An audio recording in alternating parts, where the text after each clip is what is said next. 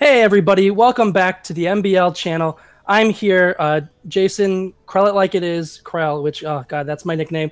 I'm here with Toast to talk about our week 1 predictions and all of the games and give you kind of a preview. So Toast, do you want to say hi to the nice fans out there? Hi nice fans, how are you doing? Leave a comment down below. Yeah, tell us how you're doing. But yeah, we have 6 great matches this week.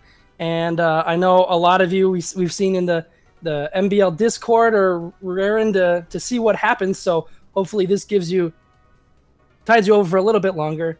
Yeah, why don't we just get right into it? Because I'm pretty sure this is going to be a long video as it is. So the first week we have Team Subs, which is Callum and Luke, against Team We Disney, which is Shofu and Duncan. And Toast, why don't you break down everyone's picks for the week? Okay, so Harvey, Juan, I'm sorry, Juan, and JP and Tailwind all think We Disney, but obviously the better analysis, me and Jason and the MBL fans, so we got a lot more people. We all think Team Subs.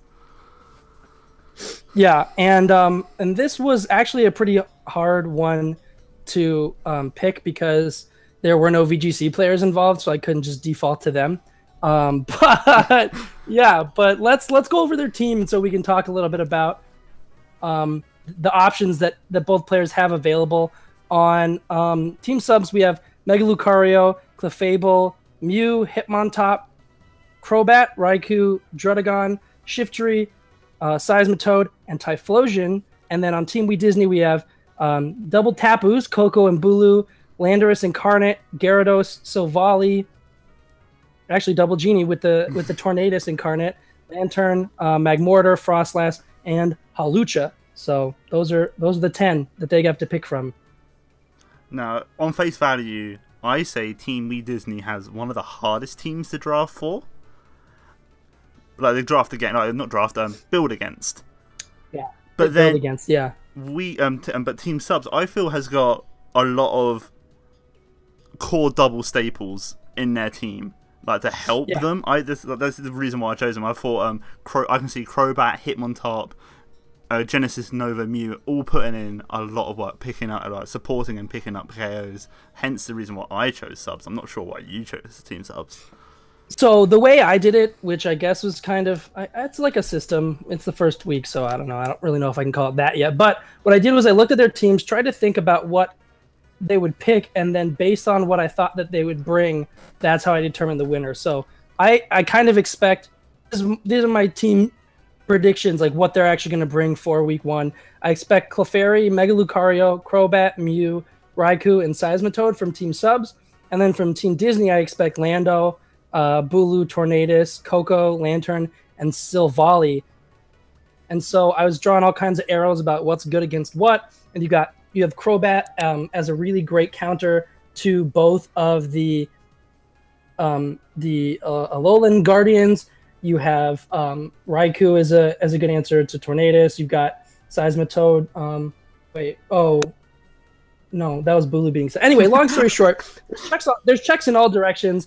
But one of the things that, and I was saying this at the beginning of the season, like right after the draft, and I say it again now. I don't think Team We Disney has an answer, a very good answer for Clefable, outside of maybe like a Bloom Doom in grassy terrain from Tapu Bulu. Then they have to, and I think that.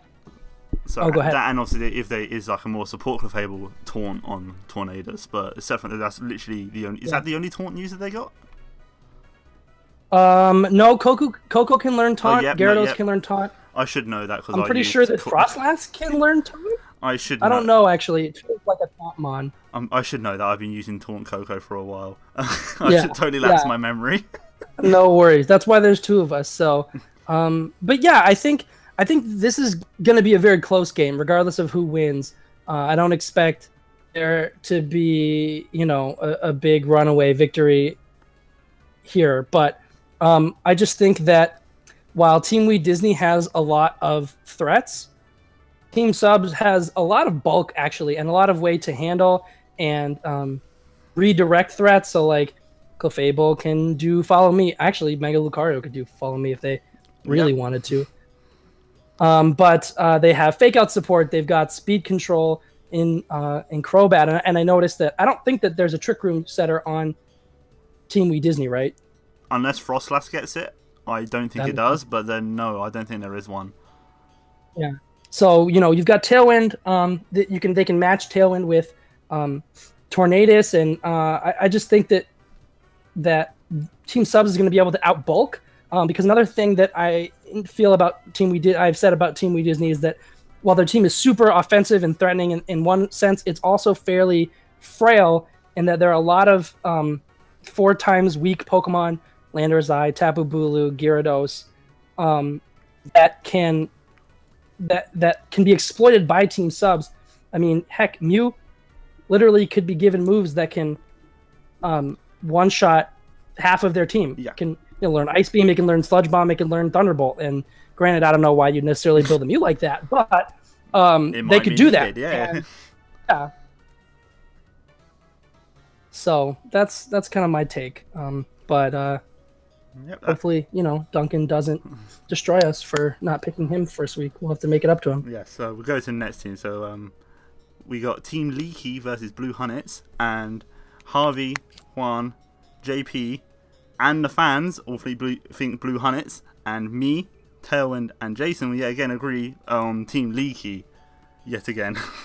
And this is your lock. So this is the one where you were saying this is 100% certainty it's going to happen. I am adamant. I believe in Lee. I believe in Hibiki. I have a lot of faith in them. I've been following both of them for a while, so I was just like, yeah, I think they can do it. I think they can do it. So let's go over their teams real quick. So Team Leaky, they've got what's that thing called? Necrozma. Mega Gyarados, Sylveon, Mega Beedrill, Abomasnow, Rhyperior, Rotom Frost, Magmar, I nearly said Electrode, Electabuzz, and Ambipom, and Blue Hunnets have Tapu Lele, Deoxys, Oranguru, Rotom Heat, Hippowdon, Mega Sharpedo, Kyurem, I'm not quite sure, Togetic, Mega Steelix, and Electivire.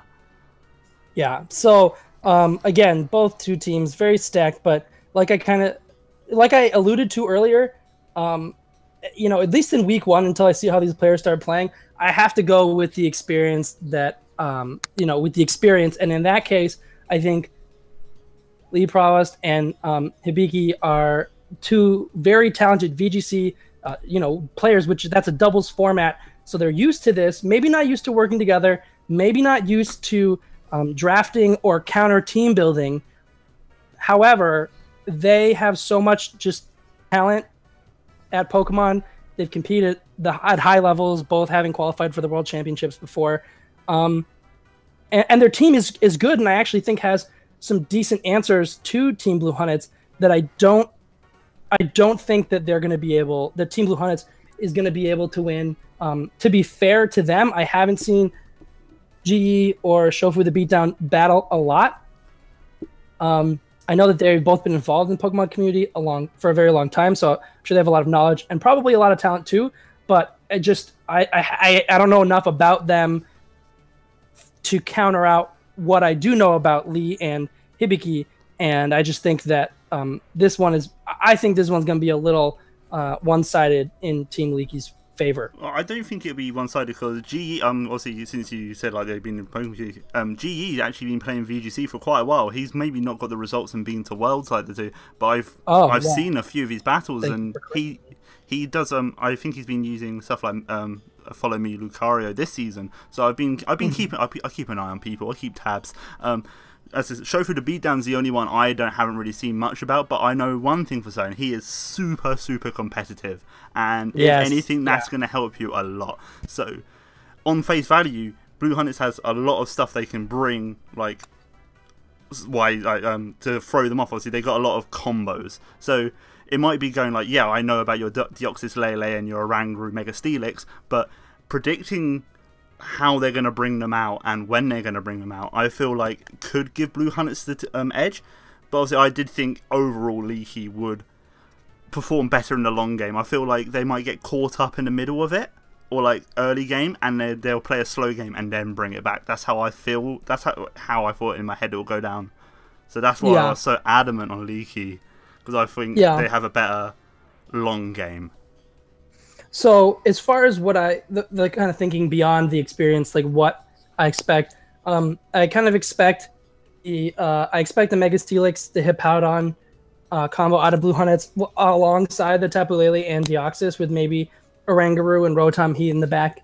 And then from Leaky, I expect Necrozma, Mega Gyarados, Obama Snow, Rotom Frost, Rhyperior, and then one of the Follow Me, Electabuzz and Magmar, one of those two. And honestly, I think like the biggest problem for Team Blue Hunnets in this whole set is Team Leaky's Mega Gyarados. And for a while, I thought, okay, Mega Beedrill could be really useful. It's super fast. Can deal with Tapu Lele. It can deal with Oranguru, and I don't know if it outspeeds Deoxys. I'm pretty sure it does. If it does, it can deal with that fairly easily.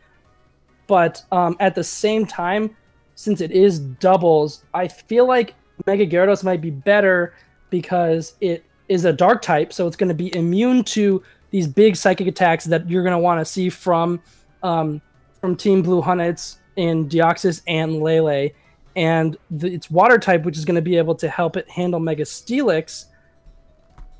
And also it can handle Mega Rotom, or wait, Mega Rotom, just Rotom Heat. But it also has Mold Breaker, and so it can use Earthquake to bypass Levitate and take that out with an easy 4-time super effective move. And that's just one Pokemon. And I think the only real answer on Team Blue Hunnets' side is we got Moonblast from Lele. They've got an electric attacks from Electivire and from Rotom Heat. And I don't think that either of those are necessarily enough, especially when you have Follow Me users, including Electabuzz. Like that can just redirect electric type attacks and just absorb them. I think that is going to be too much. And then to also deal with their threats like Necrozma, Sylveon, even Obama Snow could put in some work here to change the weather up from what Blue Hunnets is going to want it to be. So, that's my thoughts. Well, don't forget where else he is multi-battle.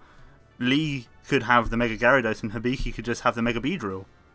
There's nothing stopping you bringing. Yeah, they could. Nothing stopping you from bringing both your Megas, and that's a lot. Wait.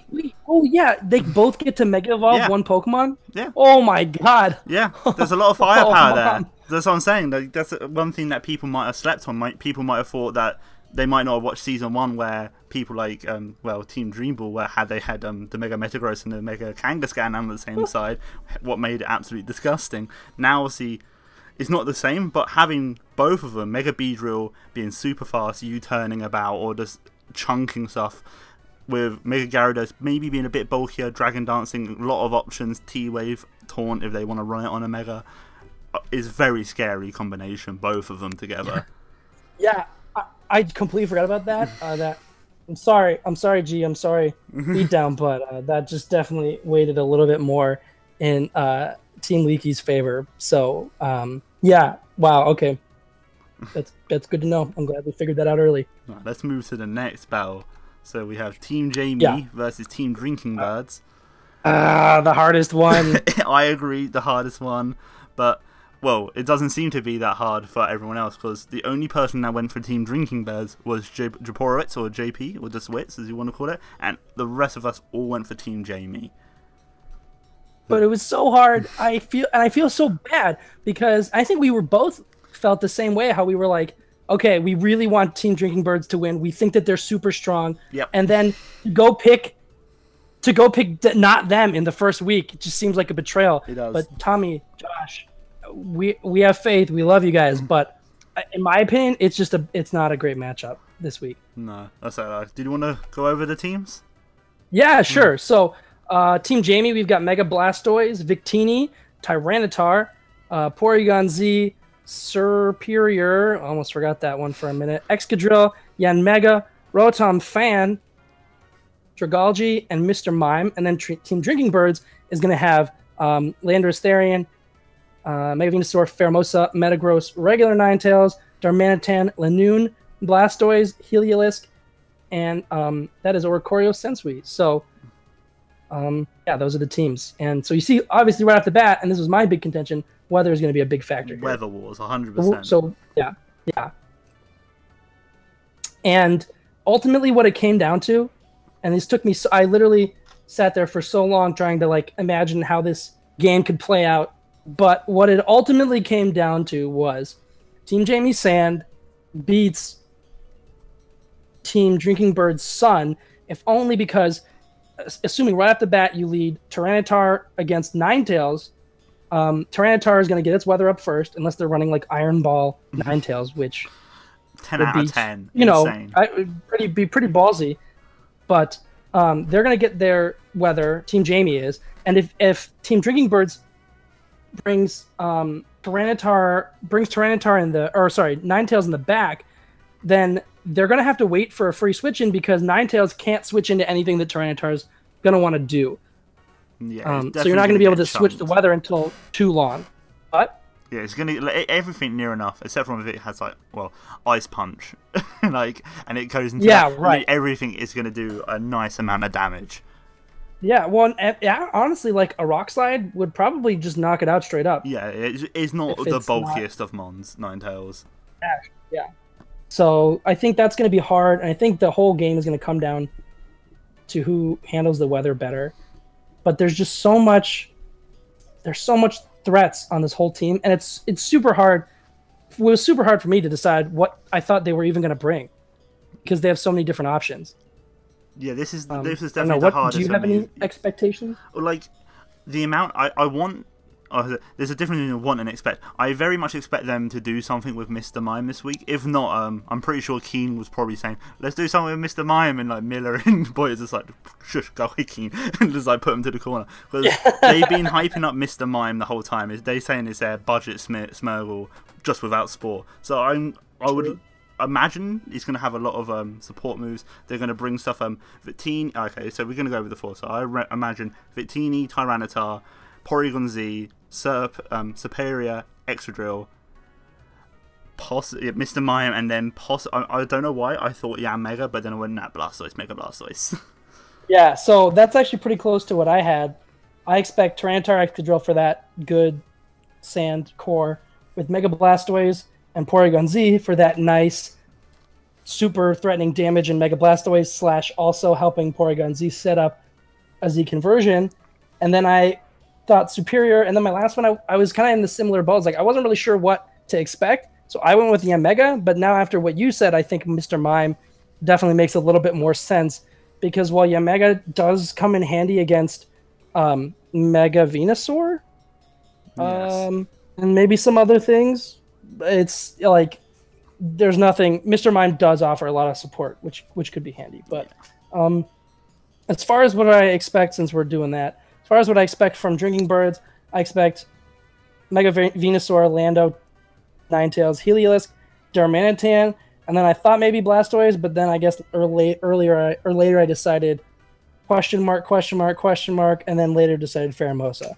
So that's what I expect. This going to be? I think this is going to be the best game to watch of the week. So I thought totally different. I thought they'd do something like the Dance Revolution, lead with Pheromosa and Oricorio, thinking that they were going to go with their Tyranitar Excadrill lead, and they can just do like a Quiver Dance and Tailwind and stuff like that, and then in the back just have Landorus, then the Mega Venusaur, and then have Ninetales, Heliolisk, and then like maybe Darmanitan, I can't even say it, Lanoon.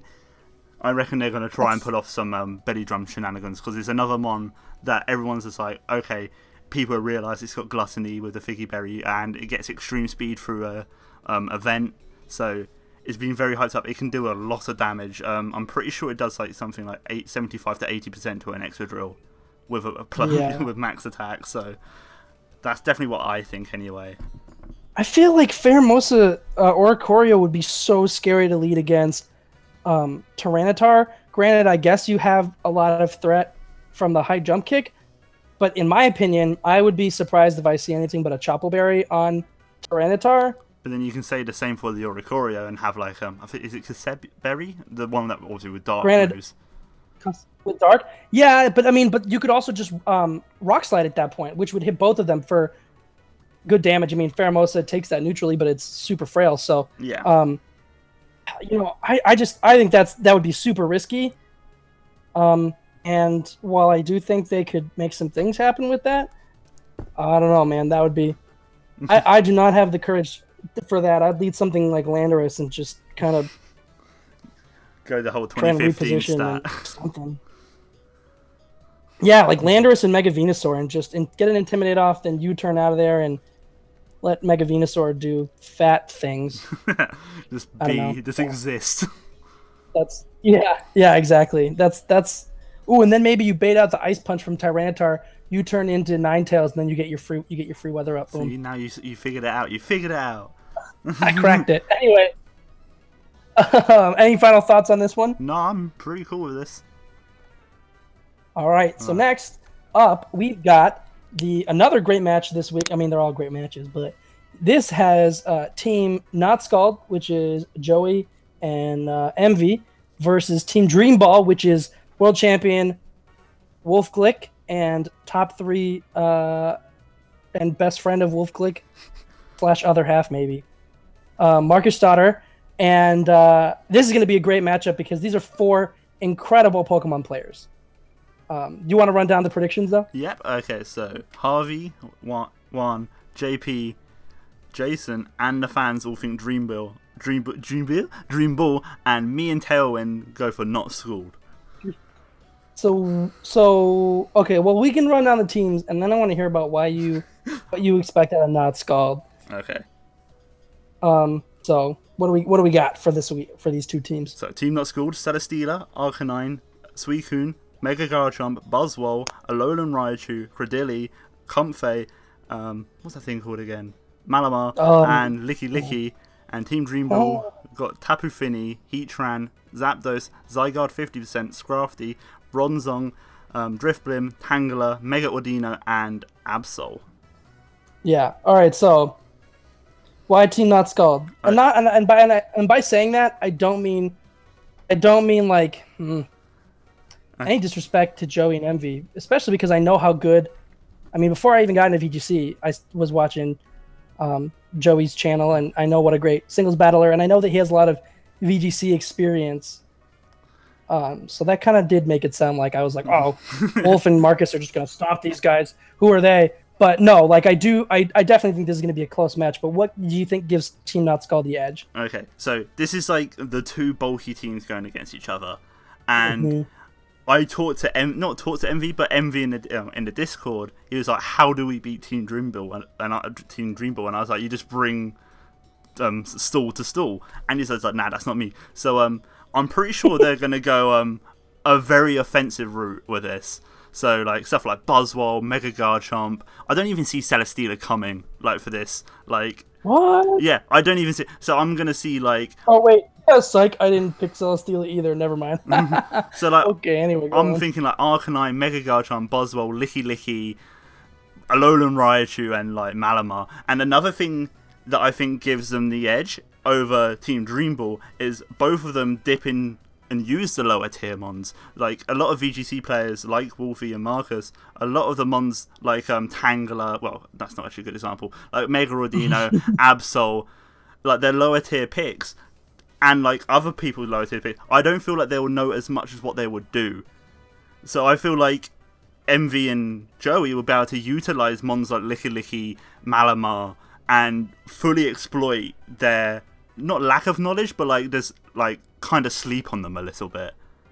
Yeah, and I can see where you're coming from with that. I can definitely see them not really knowing what to expect out of Licky Licky. Then again, I don't know what to expect out of Licky Licky. Point proven. But the other thing though is that what's different about VGC and like preparing for VGC versus preparing for the MBLs, you don't know what your opponents are going to bring, and in this case they do. So Marcus and Wolf, I'm pretty confident, spent some time in the lab and put their heads together to kind of figure out some potential things. Then again, Joey and Envy, I mean, they've probably played more Pokemon with like every Pokemon than most people who play in general, if that made sense. And they play a lot of Pokemon. Even if Marcus and Wolf, yeah, right. And so even if Wolf and Marcus be like, oh yeah, maybe they're gonna run something this set with Licky Licky, Joey and Envy are gonna be like, nah, no, we're gonna bring this that you didn't even think about because you don't have enough experience with these Pokemon to really, I don't know, peek behind the veil. There's a reason why they have a show, a show program on their channel. I don't know what you actually call it. It's a series, literally heater for heater, like where they just literally make not janky, but like the most oddball, wackiest sets and play with them. So that's what I said, like their team building knowledge, even if it is singles, they not play all the time, but they spent so long with each other. I feel like these are like the best friends going against each other, like team best friend versus team best friend. Yeah, it is, definitely. So obviously both of them have spent a lot of time with each other, so they know how to communicate. So that's what makes me feel more so for school, because it's just like they're the masters of jank and they know how to play together. Yeah, but I mean, Marcus and Wolf, they don't. I don't know how much they played together last year. They won the MBL, but you know they've got that same level of connection. Plus they've got some real serious threats on their team. Again, something I'd said before. This Finny Zapdos Heatran core is super threatening. They obviously might not go with this direction, but putting a Misty Seed on Zapdos, it just makes it so fat. Then you can put a lot of bulk in the defensive side, and they can just sit there and Thunderbolt things and roost up when it needs to, and then do some third move, which I couldn't possibly comprehend because I'm not as smart as them. And then Heatran, super threatening, going to come in very handy against the Arcanine and a lot of other Pokemon on their team. And then the Zygarde also super helpful, especially against that Celesteela, but I think you're right, that will scare the Celesteela away. And then they've got, okay, well, let me actually just look at what I expect. So those three, Zygarde, I expect Scrafty, because I think they're going to want Intimidate support, because I think there are a lot of really scary physical attackers on Team Not Scald's team. And then maybe Mega Audino for one of their Megas. I'm not really 100% sure on that 6th slot, but yeah, this is going to be another close one, I think. And I guess I could see it going either way. But I got to go with history, and I got to go with the world champ. And yeah, that's what I think. Whereas I just see Buzzwole food, and that's it. Oh, I'll go to the next. That's true. Well, yeah, I guess actually Buzzwole hits, Heatran hits.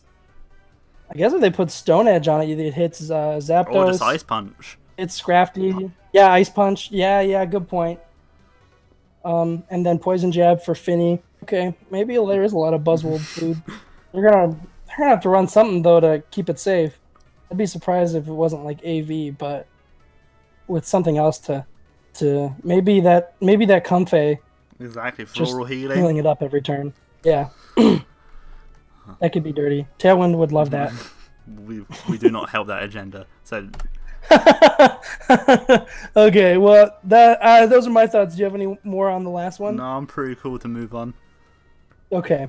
So we've got Team Cybers. Okay, I'll do it then. You can do them on then. Yeah. We've got Team Cyberbaz versus Team Mythical, whereas all of us have chosen Team Cyberbaz except from Tailwind, and near enough all of us have put that lock on Team Cyberbaz. No. I feel sorry, Bill and Marty.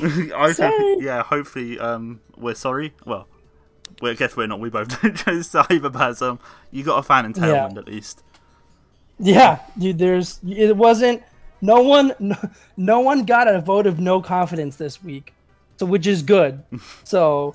It wasn't like, because the matchup will come where it's like, yeah, literally everyone picks the same team, and that may not feel great for whoever that has to be. Exactly. But at least it's not them now. No. So that's good. But this is my lock. I do feel fairly confident in Baz and Aaron, and let me tell you why, as I also tell you their team. So.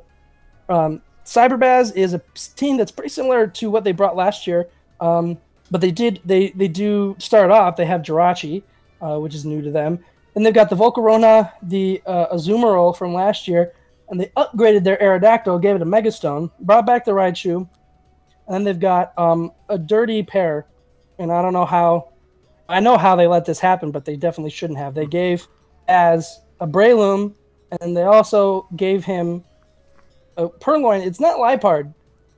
It's damn near close enough. It's just, not as fast, so you can't, like, foul play things with it necessarily, but it's got Prankster to do basically everything else. And then they've got Nidoqueen, Bruxish, and Regigigas, and that's a pretty dirty team. But Team Mythical's got some power, too. They've got Celesteela, Garchomp, Mega Medicham, Nidoking, Chandelure, Magnezone, Rabombi, Mega Glalie. You got that big boy Guzzlord, and then they've got Gourgeist. I almost called it the pumpkin. It's VGC for you. Everything isn't its name, it's whatever it represents. But anyway, so we're on the same page, so why do you think Team Cyberbaz is going to win? Okay, because they basically went, well, there was nothing wrong with last season, let's just upgrade it, because they had Mega Lucario last time, right? Yes. And they barely actually brought it, and when they did, it didn't really do that much, so I like the idea of just scrapping it, get Jirachi, has a lot of support, and then just draft a lot more support. So, like, things like Bruxish, you can lead with Azumarill, thinking with the fake out, no fake outs because of dazzling, because of his ability, and yeah, just Mega Aerodactyl put in a lot of Aerodactyl put in a lot of work for them last season as well as Raichu. I'm pretty sure they drafted Raichu, didn't they? Yes, they did. They did, yeah. So they 100% Raichu. So like a lot of their team, they know what they're doing with it already. They already got the connection of working together with the team. So it's not like baby's first steps with every other team. Even if they worked together last season, they already know how this team functions. So that's what I think is more so the selling point for me for this team. Those were basically my thoughts. Like, I expect Azumarill, the greatest hits from last year. I expect Azumarill, Raichu, Volcarona. I actually don't expect the Aerodactyl, because I think that would be too... well, I guess it could... Does that thing get taunt? Yes. I don't know. But I expect Jirachi instead. And Purloin and Breloom to kind of round it out. But Team Mythical does have a lot of options. I think their best bet is something like Cresselia, Garchomp, Mega Medicham, Magnezone, Chandelure, and Nidoking. Those last three, though, are pretty much just like an assortment of slow threats. I think the best way to beat Team Cyberbaz is to underspeed them. Granted, like, if they let Azumarill set up, it can just Aqua Jet things to death. But, if they can avoid that, I think that by going slower than what is a pretty slow team, or fast team in Team Cyberbaz, I think that'll give Team Mythical a shot to win. Well, but it's not going to be easy. I feel like they could do something else to give them a shot, and it's Rabombi plus Guzzlord, and the speed swap with the Guzzlord make your Guzzlord super fast. But do what? Die to any fairy attack in the world? Well, let's take this from a point of Baz and Aaron. They'll see obviously the Rabombi and the Guzzlord, and they go, right, they're not going to stay in. They're going to want to switch out. Like, they can't do anything to me. It's fine. Let's just belly drum. Speed swap, bam. Really fast, hit hard, bam, dead. That's how I see it done. But obviously, I have a bit of a warped mind.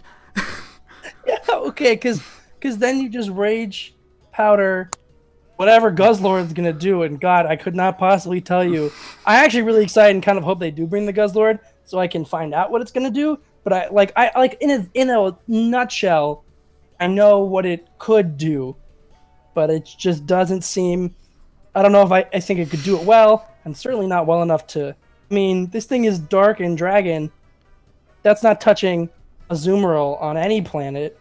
And then if they lead Volcarona, that's not. It's barely touching. No, it's not touching that either. I'm sure it learns Rock Slide. It's got to, hasn't it? I don't know. We could check. Because you could just... I could look it up. Yeah, science. You just Rock Slide and also you KO the Volcarona and then you flinch the Azumarill and then you... That would be a decent... Okay, but here's the thing. What if, like, turn one, they just, like, I don't know, Bug Buzz it? Or, let's see. Okay, Rock Slide. It does learn Rock Slide. So, okay.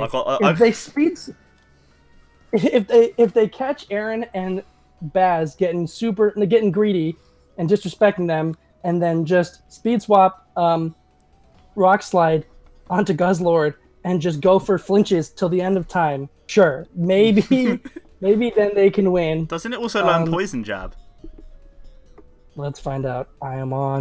Ironically, I am on Cerebi. I was about to say, if you say Bulbapedia, that's an instant get out of no, it does learn Poison Jab as well. I see. So okay. I'm just trying to accept a world where Guzzlord beats anything. I want to change my pick now. But okay, you're right. Okay, if you want. But yeah, okay. So they do have some options, and maybe also some more conventional ones. I don't think it's unwinnable. I just think that this early in the season, where they haven't had a chance to figure out their team, having the familiarity that Aaron and Baz do with their team is going to go a long way. Yes. So definitely no disrespect to Team Mythical, because I do think they have a good squad. I do think that they're good, experienced players with a lot of knowledge. Obviously a lot of knowledge. Yes. But I just think that it's going to be a hard one. They have a rough League 1 matchup. Yes, definitely.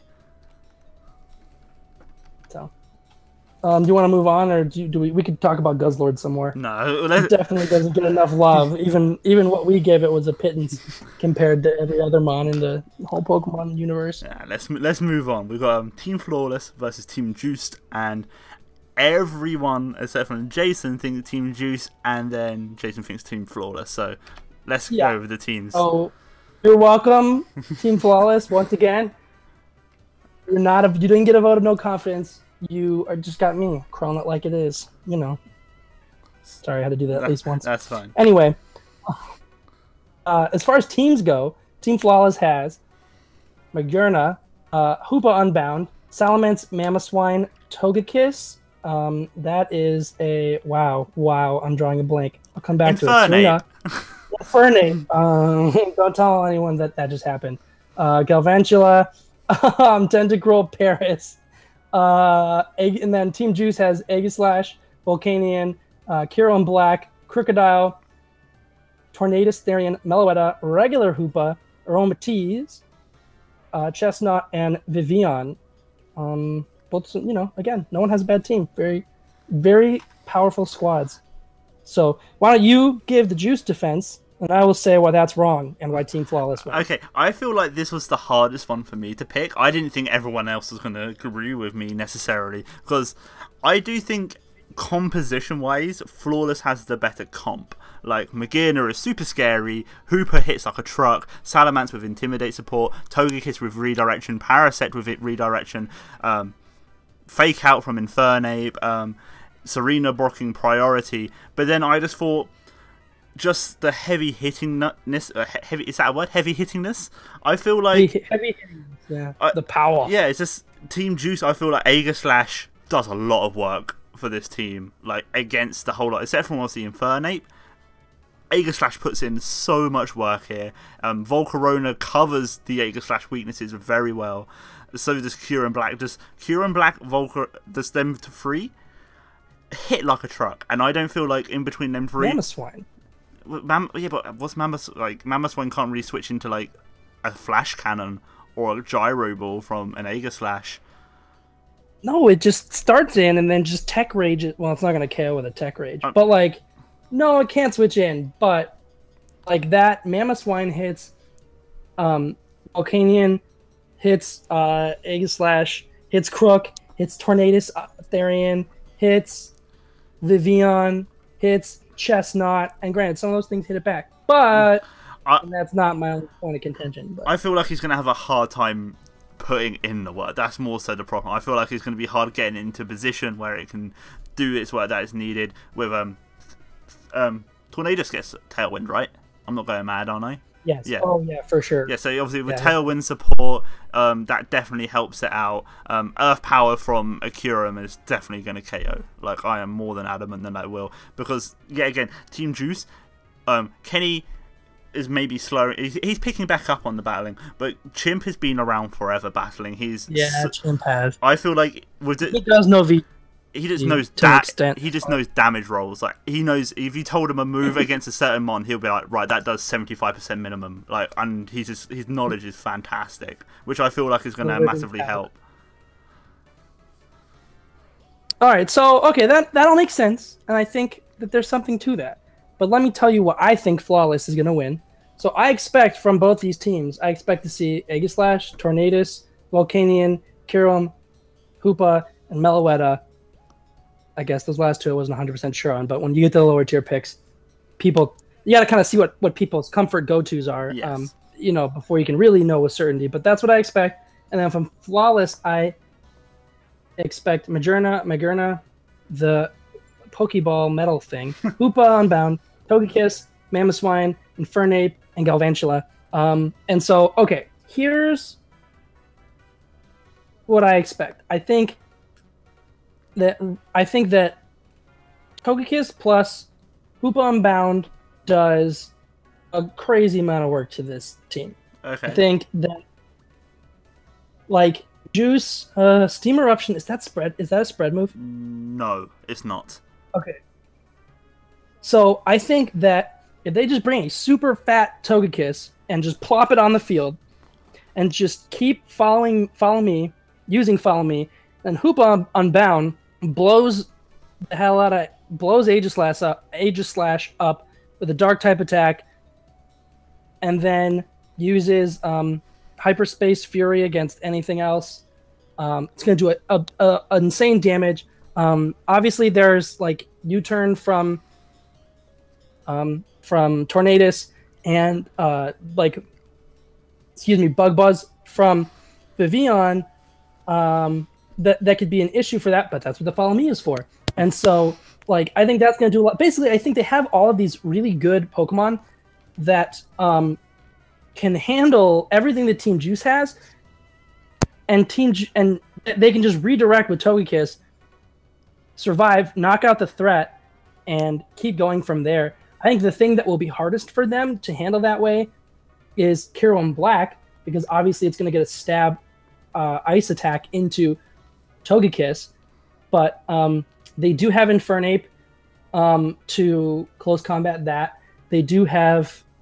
Doesn't Hoopa sometimes run a fighting type move? I don't know. I haven't touched it really much either. I just know it hits like a truck.